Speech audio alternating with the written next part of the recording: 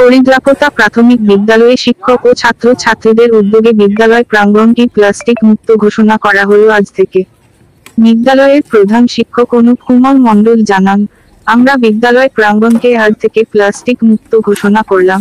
ছাত্রছাত্রীরা আজ থেকে কোনো প্লাস্টিকের দ্রব্য ব্যবহার করবে না। শুধু তাই নয়, বিদ্যালয়ের আশেপাশের গ্রামগুলি যাতে প্লাস্টিক মুক্তকরণ করা যায় সেই দিকে নজর দেওয়া হবে।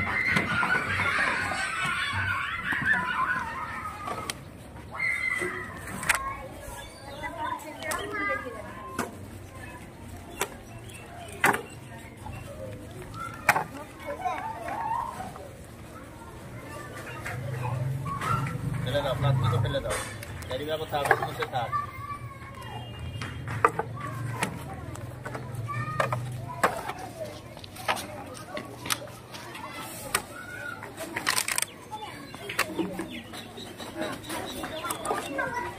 ये देखो